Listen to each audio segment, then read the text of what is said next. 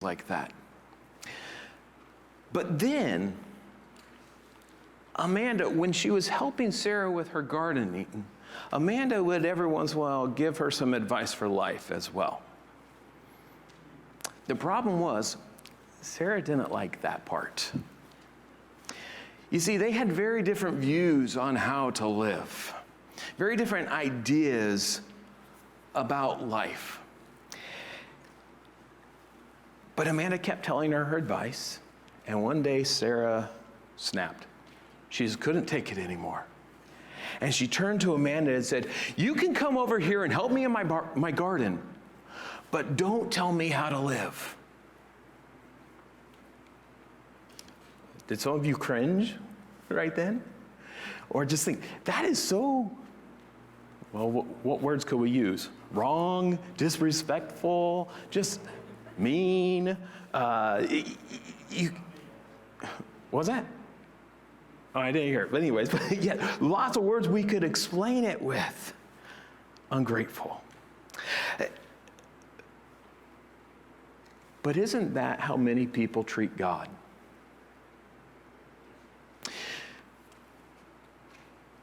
We want God to help us, but don't tell us what to do.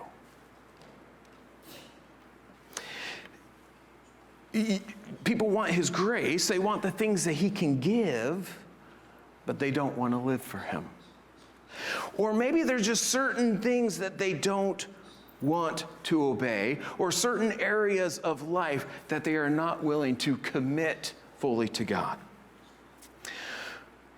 Well, God gives Ahab grace, and He helps him even though he doesn't deserve it. And we know Ahab doesn't deserve it because we know Ahab was a terrible king, and we were told he did evil in the sight of the Lord. But God still comes and helps Ahab.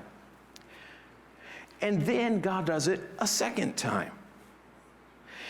And then Ahab does his own thing, his own way. Ahab is happy to have God's help, but that doesn't mean that he wants to follow God. Look at 1 Kings chapter 20 and verse 1. It says, Ben-Hadad, the king of Syria, gathered all his army together. 32 kings were with him, and horses and chariots, and he went up and closed in on Samaria and fought against it. And he sent messengers into the city to Ahab, king of Israel, and said to him, "Thus says Ben-Hadad, your silver and your gold are mine. Your best wives and children also are mine." And the king of Israel answered, "As you say, my lord, O king, I am yours and all that I have." At the end of the last chapter, the previous chapter, we were told, or Elijah was told, to go and anoint the next king of Syria, and that he was going to use that king to discipline Israel. Well, that king was Hazael. He will be king after Ben-Hadad, who we're talking about now. Okay? And so, now, Ben-Hadad is the king of Syria, and he has come down, and he is just greedily taking land from people and taking their stuff. And so he has this group of 32 kings with him. In other words, he's formed this large coalition. Now, why would they need this large coalition? Well, simply to be stronger. One thing that's interesting is Syria was between Israel and Assyria, the Assyrians, which is like Nineveh and those people. Okay? And so the Assyrians were gaining power. And so it's likely that he put this coalition together to stand against the Assyrians. But for now, he goes down into Israel to fight against Samaria, which is the capital of Israel, the northern kingdom. And so they camped around the city, which means when he came with this coalition of 32 kings and their huge army, they were able to just basically march right through Israel all the way down to the capital city without being stopped. There was nothing Israel could do to stop them. Now that they're at the capital city and the city is under siege, and so Ben-Hadad's army is clearly much stronger than Ahab and his army. Ben-Hadad sends this message to Ahab. It basically says, give me your gold, your silver, your best wives, and your children. And immediately Ahab says, okay. Yeah, it's that simple. He just says, okay, it's yours. You see, Ahab is afraid. He doesn't want to get into a fight with him because he knows he can't withstand him. And so he's so greatly outnumbered that he wouldn't stand a chance, so he just simply says, okay. And you might be thinking or asking, how could a man just give up his family like that?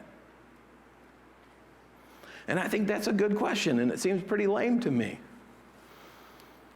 But he's probably thinking, and I'm not excusing him here, but he's probably thinking that he's going to lose his family anyways if he has to fight against Ben-Hadad, and he may lose his own life as well. Let's keep reading, verse 5. The messengers came again and said, thus says Ben-Hadad, I sent to you saying, deliver to me your silver and your gold, your wives and your children. Nevertheless, I will send my servants to you tomorrow about this time, and they shall search your house and the houses of your servants, and lay hands on whatever pleases you, and take it away. Then the king of Israel called to all the elders of the land and said, mark now and see how this man is seeking trouble, for he sent to me for my wives and my children and for my silver and my gold, and I did not refuse him. And all the elders and all the people said to him, do not listen or consent. So he said to the messengers of Ben-Hadad, tell my lord the king, all that you first demanded of your servant I will do, but this thing I cannot do. And the messengers departed and brought him word again. Ben-Hadad sent to him and said, the gods do so to me, and more also, if the dust of Samaria shall suffice for handfuls of all the people who follow me. And the king of Israel answered, tell him, let not him who straps on his armor boast at himself as he who takes it off. When Ben-Hadad heard this message, as he was drinking with the kings in the booths or tents, he said to his men, take your positions. And they took their positions against the city. So when Ben-Hadad sees just how easily Ahab agreed to his first demand, he says, why didn't I ask for more? Excuse me, why didn't I demand more? And so he changes his demand. You see, when Ahab just acquiesces so easily, it boosts Ben-Hadad's confidence. It boosts his arrogance. Now, of course, the alcohol he was drinking may have added to that as well. But he is so confident and arrogant that he makes this new demand. And he basically says, well, I know I said this, but now I'm going to do this.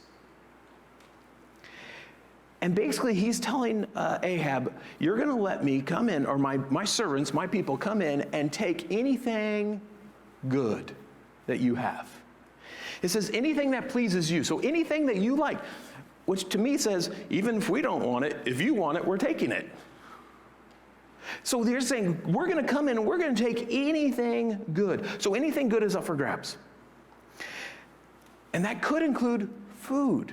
And if you remember, Israel just got out of a drought. So food is probably fairly scarce. And this could leave them in a dire position. The other thing is the first demand only affected Ahab and his family. The second demand, well, this affected many other people. And at this point, Ahab says, you've gone too far. Which is interesting. This may actually be one positive thing about Ahab. He actually seems to care about his people. And he's willing to say, wait a minute, to care for, not for his family, but for his people. So he calls all the leaders of Israel together and to get their advice, and they say, refuse the demand. And so he says, okay. So he refuses the demand. And he says, I'm still willing to meet the first demand, but not the second. Now, I think Ben-Hadad knew that this second demand was harsh and heavy-handed. And I think it's possible that he was trying to be unreasonable on purpose so Ahab would refuse, so they could fight. so he could just take whatever he wanted. And that's what I wonder. Is he just trying to pick a fight? But as soon as Ahab says no, Ben-Hadad starts trash talking. In fact, look again at verse 10, what he said. Verse 10, Ben-Hadad said to him, "The gods do so to me and more if the dust of Samaria shall suffice for handfuls for all the people who follow me." In other words, we're going to totally destroy Samaria. So there won't even be a handful of dust for each of my men to take as plunder. You're going to be completely wiped out. Well, when Ahab hears that, he joins the trash talking as well. And he actually stands up for himself. Look at verse 11 again. He said, "Tell him, let not him who straps on his armor boast himself as he who takes it off." In other words, don't just assume that you're going to win this battle. Don't act like the person who, when you're getting prepared for battle, don't act like the person who has already won the battle and is taking their armor off. He says, you're getting ahead of yourself. Now, the funny thing is Ahab can't really back this up. I mean, he's saying, don't act like you're going to beat us. No, just slow down. He's just acting tough. Ben-Hadad tells the kings that are with him to get ready for battle, and they get in their positions to take the city. And so at this point, Ahab has talked big, so he's not going down without a fight. But he's in trouble because Israel's army is tiny compared to this huge army of 32 kings that Syria has put together. Look at verse 13. "And behold, a prophet came near to Ahab, king of Israel, and said, 'Thus says the Lord,' or 'Thus says Yahweh, have you seen all this great multitude?'" Referring to the army, Syria's army. "Behold, I will give it into your hand this day, and you shall know that I am the Lord. I am Yahweh." This verse starts with the words, "and behold." It's like, and look. It's like he's saying, this is a surprise. All of a sudden, a prophet showed up. Just at the right time. Out of nowhere, here comes a prophet. It's totally unexpected. Ahab didn't send for the prophet. Ahab wasn't asking for God's help. And he didn't deserve God's help. But God sent it anyways because this is God's grace. So the prophet comes in, he first points out the situation. See this huge army? He says, you can't beat them on your own, but God can. And God is going to give you the victory. And he announces this beforehand, so when they do win this amazing victory, they'll know exactly why it happened. They'll know who gave them the victory. But then he gives them a reason for it. Why is God going to give you this victory? Oh, and his reason is very simple. He says, so that you, Ahab, you will know that I am Yahweh. God is making himself known to Ahab. And it's not that he's making him know that he is God or he is the real God. He's already done that. Remember, fire from heaven, rain after this drought? He's already done that. But he is giving Ahab this chance to respond correctly to him, to know that he is God and respond the way he ought to this God. He's given Ahab an opportunity to do the right thing, to repent from his sin and his idolatry and turn to God. He's giving him a chance to acknowledge him as God and to follow him and to worship him and obey him. Verse 14. And Ahab said, by whom So he just said, God is going to give you this victory. Ahab said, by whom? He said, thus says the Lord, by the servants of the governors of the districts. Then he said, who shall begin the battle? He answered, you. Then he mustered the servants of the governors of the districts, and they were 232. And after them he mustered all the people of Israel, 7,000. And they went out at noon while Ben-Hadad was drinking himself drunk in the booths, he and the 32 kings who helped him. So Ahab is happy for the help, but he has a couple questions. First of all, he says, well, who should do this fighting? And the answer is, well, the servants or the young men. The word probably refers to young servants, young male servants. The servants are young men of the governors of the districts. So God has chosen this specific small group of people to go do the fighting. Now, these may have been specially trained soldiers, as some people think, or they may have just been assistants to the governors. We don't know. But then Ahab asks a second question. Who should start this fighting? And the answer is you, Ahab. So you start it. Don't wait for Ben-Hadad to come. You go. And so he gathers together the young men and the rest of the army, and they go. In fact, they go out right away, which is interesting. They don't wait till morning, but they go at noon, which is the middle of the day, which is not the time that people normally went out to fight. Because if you know anything about that area in the middle of the day, what's wrong? It's hot. Incredibly hot. So you don't go out to fight in the middle of the day when the sun is right above your head. You wait. You do it in the morning. But they don't. They go right out in the middle of the day when it's hot. And Ben-Hadad doesn't expect them to be coming to fight. In fact, he and the other kings are doing partially what people do in the middle of the day. They kind of sit in their tents and relax and cool off, or try to stay cool. But he and the other kings are busy getting drunk again. They're not ready for battle. Again, he had this overconfidence problem, and the drinking probably helped or added to that overconfidence problem. But look what happens in verse 17. The servants of the governors of the districts went out first, and Ben-Hadad sent out scouts, and they reported to him, men are coming out from Samaria. And he said, if they have come out for peace, take them alive. Or if they have come out for war, take them alive. So these went out of the city, the servants of the governors of the districts, and the army that followed them. And each struck down his man. The Syrians fled, and Israel pursued them. But Ben-Hadad, king of Syria, escaped on a horse with horsemen.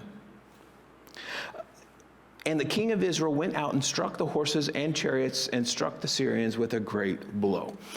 So this small group of 232 young men, they had to head out to fight first. The scouts see them and report that they're coming, but nobody understands why they're coming. Being in the middle of the day and all this, he doesn't. And this small group, why are they coming? Are they coming for peace? Are they coming just to talk? Or are they coming to fight? And Ben-Hadad says, well, either way, just go capture them alive. In other words, he doesn't see them as a threat at all. We'll be able to just walk up to them and say, okay, you're done, and take them into custody. So they go out to capture them, and Ben-Hadad was completely wrong. He was not able to. The young men overpower those scouts or those messengers, and the rest of Israel, the army comes behind them. And the Syrians see what's happening, and they're getting beaten, and they all run away. They panic. And Israel overtakes them, and they win a great victory, but Ben-Hadad and some of his men who were on horses got away. So the battle's over, and look at verse 22. It says, then the prophet came near to the king of Israel and said to him, come, strengthen yourself, and consider well what you have to do. For in the spring, the king of Syria will come against you. So he won the battle, but he says, but the king of Syria, he's not done. He'll be back. He'll be back in the spring. Now, the spring is when they normally would fight wars, because the weather was nicer. You didn't have to deal with rain or mud, or it's easier to walk through and march through and fight in and drive your chariots in. So he says he'll be back in the spring. And he's warning Ahab here to be ready. Don't think that, oh, this is done, this is over. He's coming back. Again, this is God's grace. He's telling him, be ready for this. He's warning him. But what's interesting is Ahab didn't thank God for this victory. He didn't ask for more help, but God just gives it again.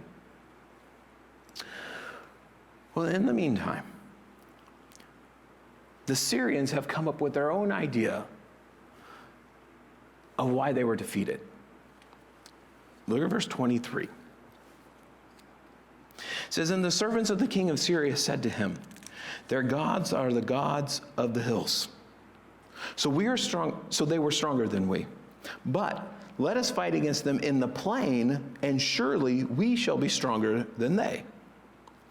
And do this, remove the kings each from his post and put commanders in their places, and muster an army like the army that you have lost, horse for horse and chariot for chariot. Then we'll fight against them in the plain, and surely we will be stronger than they. And he listened to their voice and did so. And so Ben-Hadad's counselors, they come and they give him this advice, and there's 2 points of advice. The first one is you need to fight in a different place.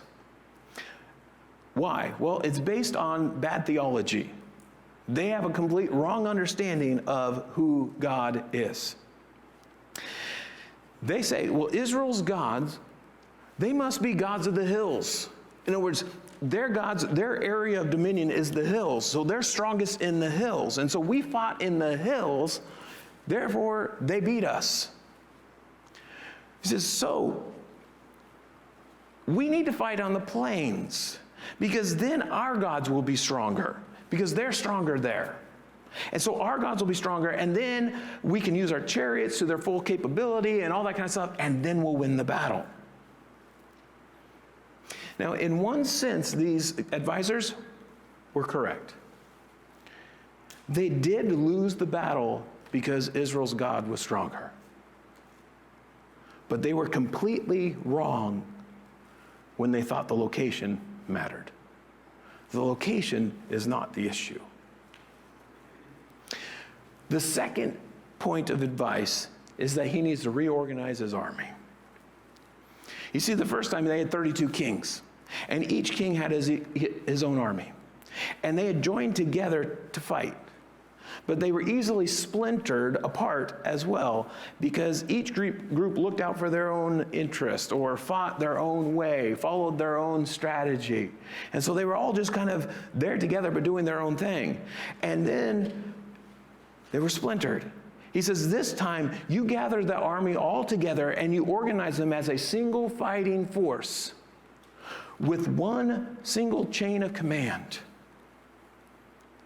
and you'll do better. Well, this all makes sense to him, so he says, okay, and he prepares for the next battle. Verse 26.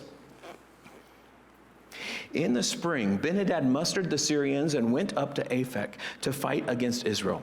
And the people of Israel were mustered and were provisioned and went against them. The people of Israel encamped before them like 2 little flocks of goats. But the Syrians, you read that and I was like, oh, how cute. 2 little flocks of goats. But the Syrians filled the country. And a man of God came near and said to the king of Israel, thus says the Lord, because the Syrians have said, the Lord is a God of the hills, but he is not a God of the valleys. Therefore I will give all this great multitude into your hand, and you shall know that I am the Lord. So Ben-Hadad leads his army to the plains to fight against Israel. Israel's army gathers together and goes out. Again, Israel is totally outnumbered. Their army is tiny next to this huge Syrian army. Israel didn't have a chance. But God sends the prophet. And God says that he will again give them victory. But this time he gives them 2 reasons. 2 reasons for the victory. The first one is that he is going to correct the Syrians' bad theology. They said that I was only a God of the hills. They were wrong. And he will prove that he has no limits, that he is not confined to a certain area or a certain terrain, but he is God over all, that he is the real God and that he is the all-powerful God. just a quick note here. Be careful how you think about God. Many people tend to limit the scope of God's power and his authority. Well, God can't do this, or God can't save that person. Whatever it is, he is God. He is all powerful, and he is over all people and all places. Now, the second reason that God gives for this, for delivering them, giving this victory, is just like before. That Ahab will know that he is God. That he will acknowledge him as God. That he will know that God is gracious. He will know that God alone is to be worshiped. That he is to be obeyed. But the you in this sentence, when he says that you may know that I am Yahweh, the you here is plural.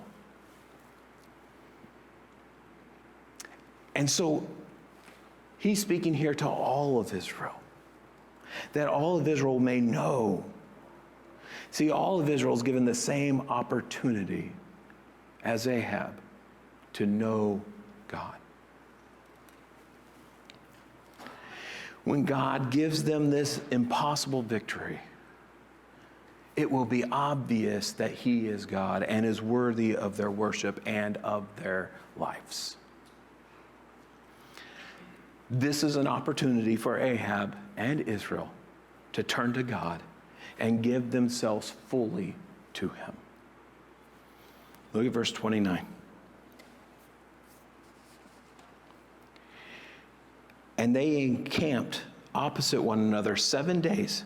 Then on the seventh day the battle was joined. And the people of Israel struck down of the Syrians 100,000 foot soldiers in one day. And the rest fled into the city of Aphek, and the wall fell upon 27,000 men who were left. Now we stop there. So the first day of battle, I don't know why they camped out for a week, but the first day of battle, Israel struck down 100,000 of the Syrian soldiers. The army saw that they were being decimated, and once again, they ran away. And they go, and a large number of them hide in a city. And when they hide in the city, the walls of that city fell down and killed 27,000. Does that remind you of another city? Jericho. God can knock walls over. You can't hide from him. So God gave Ahab this impossible victory, and he gave him the opportunity to acknowledge him as God and to get right with God, but he just won't do it. Let's keep reading in verse 30, the second part of verse 30. It says, Ben-Hadad had also fled and entered an inner chamber in the city. In other words, he ran to that same city, but he was in a place kind of in the middle of the city where the falling walls didn't get to him. And his servants said to him, Behold, now we have heard that the kings of the house of Israel are merciful kings. Now that's interesting. So the kings of Israel have a reputation for being merciful. I would believe it's because they have a merciful God. And they treat people well. They keep their covenants. They are faithful to their treaties, to their word. But they continue, Let us put sackcloth around our waists and ropes on our heads and go out to the king of Israel. Perhaps he will spare your life. So they tied sackcloth around their waists and put ropes on their heads and went out to the king of Israel and said, Now, why are they in sackcloth? It's humble clothing. It's like what people wear when they were mourning, but it's a way of going to him and saying, we're approaching you humbly. And we're asking for a favor, and that's what they say. They said, Your servant Ben-Hadad says, Please let me live. Now, did you notice what they called their king? Your servant. They said to Ahab, Your servant. See, they're being humble. You could say groveling. But they're coming to him and humbly saying, Please let him live. He's your servant. He's under you. So this guy who's been trying to kill you, he's now under you. He's submitting to you. And he said, this is Ahab speaking, does he still live? He is my brother. So he immediately says, hey, everything's good. He's alive? Well, great. He's like my brother. We're friends. Everything's good. Verse 33, now the men were watching for a sign, and they quickly took it up from him and said, yes, your brother Ben-Hadad. So they're not calling him servant anymore, but brother. Then he said, go and bring him. Then Ben-Hadad came out to him, and he caused him to come up into the chariot. Now, a king inviting someone up into his chariot was a very, I lost the word I was looking for, a very exalting thing to do. Okay? You're basically saying, hey, come here. It was a privilege. Verse 34, and Ben-Hadad said to him, the cities that my father took from your father I will restore, and you may establish bazaars for yourself in Damascus, as my father did in Samaria. And Ahab said, I will let you go on these terms. So he made a covenant with him and let him go. And so basically he says, okay, we took some cities from you years ago. I'm going to give those back, and I'll let you buy and sell, trade in our capital. And Ahab says, hey, that sounds great to me. Okay, you can go. And they make the covenant a treaty. Why would Ahab ignore all the terrible things that Ben-Hadad had done and so quickly befriend him? Well, I think he's thinking like a politician. And he sees an opportunity to help himself. You see, if he killed the king, the Syrians would still dislike him, would still oppose him, and he would most likely still have to fight against them. But if he befriends the king, lets him live and becomes his friend, now he has Syria on his side. He has a huge army to help him. So that means he's on the same side as his powerhouse. They can team up. They can help, the army can help protect Israel. In fact, that happened. We have Assyrian records, not in the Bible, but Assyrian records that talk about Ahab and Ben-Hadad fighting together against the Assyrians. But how nearsighted is Ahab? God had just given them this huge victory, this impossible victory. You know, their tiny army beat this huge powerhouse. And now Ahab says, oh, I need their help. The people we just beat. I need their help. Does Israel need them? No. But Ahab ignores God and runs to a man for help. Now, in the next verses, the scene changes, but it's the same event. While Ahab is on his way home, this happens. Look at verse 35. And a certain man of the sons of the prophets said to his fellow, at the command of the Lord, in other words, God told me to tell you this, strike me, please. But the man refused to strike him. Then he said to him, because you have not obeyed the voice of the Lord, behold, as soon as you have gone from me, a lion shall strike you down. And as soon as he departed from him, a lion met him and struck him down. Okay. This may raise a few questions. First of all, why did he need to be hit and wounded? Well, we're going to see. The prophet is going to confront Ahab. And he's going to do it in a disguise. And it's this disguise, he's going to be disguised as a wounded soldier who has just returned from the battle.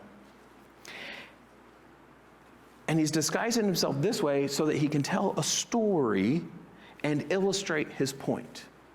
Okay? Second thing is he tells another prophet to hit him. And the prophet won't do it. And so then we're told that the prophet is put to death because of it. But it seems like the prophet was doing a good thing, right? When he said, no, I'm not going to hit you. It's like, I don't want to hurt you. That seems kind of mean. That seems wrong. I'm not going to do that. I mean, you think, oh, this prophet, he's actually a nice guy. He doesn't want to hurt his fellow prophet. So why is he put to death? Well, the answer is fairly straightforward. It's because he disobeyed a direct command from God. The prophet told him, this is a command from God. Strike me, please. And he refused to do it. Now, you still may feel a little uneasy about that, but we'll come back to it. Verse 37. Then he found another man, this is another prophet, and said, strike me, please. And the man struck him and wounded him. So this guy was willing to do it. He struck him, he wounded him. Verse 38, so the prophet departed and waited for the king by the way, disguising himself with a bandage over his eyes. And as the king passed, he cried to the king and said, your servant went out into the midst of the battle. So now he's telling a story as if he had done this thing. He's doing it to make a point. But he's telling the king this story. He says, your servant, talking about himself, went out into the midst of the battle. And behold, a soldier turned and brought a man to me and said, guard this man. If by any means he is missing, your life shall be for his life, or else you shall pay a talent of silver. In other words, a soldier brought him and said, you need to guard this man. Don't let him get away. If he gets away for whatever reason, then you're going to pay with your life or a whole lot of silver. Okay? Verse 40. And as your servant was busy here and there, in other words, I was busy doing things, fighting, whatever, he was gone. So the guy got away. The king of Israel said to him, so shall your judgment be. You yourself have decided it. He says, you've just testified against yourself. You're guilty. Verse 41, then he hurried to take the bandage away from his eyes, and the king of Israel recognized him as one of the prophets. There's part of your reason for the disguise. The king knew who he was. But he takes off his bandage, and the king recognizes him. Verse 42 says, and he said to him, thus says the Lord, because you have let go out of your hand the man whom I have devoted to destruction, talking about Ben-Hadad, therefore your life shall be for his life, and your people for his people. Okay. This situation right here is a lot like when Nathan came and confronted David. When Nathan came and he told a story about a man who had many sheep, but then took his neighbor's one ewe lamb and slaughtered it to feed guests. And David got angry and he said, that man deserves to die. He pronounced his own sentence. And Nathan turned to David and said, you are that man. Okay? This is the same type of interplay that's happening here. This prophet, he dressed up in this thing and he tells this story. And he tells the story, and Ahab immediately says, that soldier, you are guilty. He says, so you deserve your punishment. And the prophet jumps up and takes off this thing and basically could say, you are that man. He said, it's you. You're guilty. You see, God had given Ben-Hadad to him. And that's what the prophet says. God gave him into your hand, but you let him live. Now, we don't have the command here recorded for us, the command to put Ben-Hadad to death. But it's clear from this statement that God had given it. God had, the prophet says, devoted him to destruction. But Ahab decided that he was better off with Ben-Hadad alive than dead. Better off with Ben-Hadad as an ally than to obey God. And as a result of his rebellious disobedience, he will lose his own life. And some other Israelites will die as well. Now, it doesn't happen right away, but it will happen. Now, let's talk about this for a moment. Like with the prophet who refused to strike his fellow prophet and was then put to death, Some might say about Ahab, well, hey, he did a good thing here. I mean, he had compassion on the king, and he spared the king's life. That's a good thing. Why would he be put to death for this? Well, it's the same answer as before. He disobeyed a direct command from God. So this is just. His punishment is just. It's right. You see, we understand that all sin is worthy of death, right? What does Romans 6:23 say?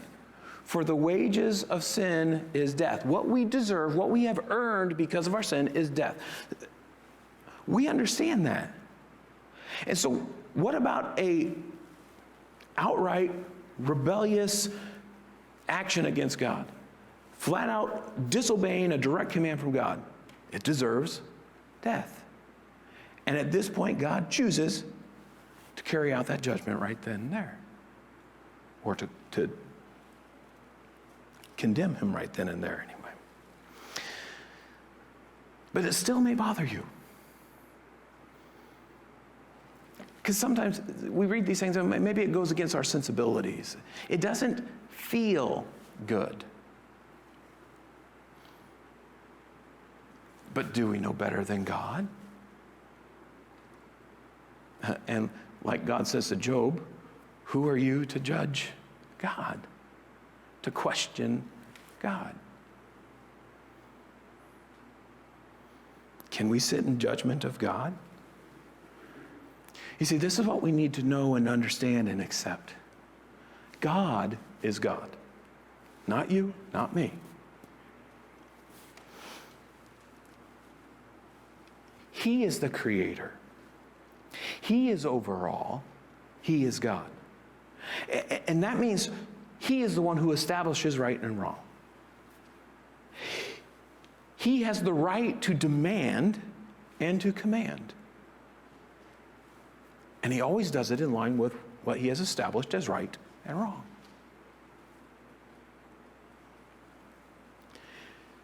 And when we understand this and accept this, these truths about God, we understand and accept that he is just in his judging. And his justice is perfect. Well, one last verse, verse 43. And the king of Israel went to his house vexed and sullen and came to Samaria. So after hearing what the prophet had to say, Ahab goes home. And when he goes home, he's not celebrating this great victory that they just had, but he's angry at God. He's not hearing God's message and repenting or seeking grace, but he's upset at God. Maybe at himself too, but he's upset at God. You see, he's rejected God. He was happy to have God's help, but he doesn't want to listen to God. He doesn't want to live for God. He doesn't want to honor God. Now, how many people want the blessings of God divorced from God himself? I mean, they want God to give them things. They want God to help them. They want God to make their life better, but they're unwilling to obey him, unwilling to worship him or to fully commit to him. My prayer is that this is not true of anyone here today. But if it is, this is your opportunity. Your opportunity to get right with God. Maybe you've heard the gospel, the good news of Jesus, how he came and died for us. Maybe you've heard it many times, but you have never repented of your sin and believed in Jesus. This is your opportunity. Believe in Jesus and be saved. I mean, we know our sin separates us from God, cuts us off from him, and destines us for judgment. But God sent Jesus, his son, to die on the cross so that we could be forgiven, so that we could be made right with him. Have you heard it and not responded to this? Believe in the Lord Jesus today and be saved. This is your opportunity. Or maybe you're a believer. Maybe you've been for a long time or a short time. You are a believer in Jesus, so you know God's grace because he has saved you. But there's a part of your life that you're holding back, that you haven't submitted to him, that you're not willing to be obedient in. An area where you say, well, I'll do this my way. If that's you, this is your opportunity. Get right with God.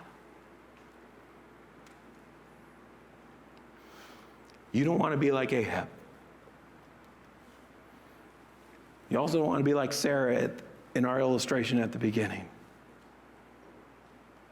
Don't tell God, you can come over here and help me in my garden, just don't tell me how to live.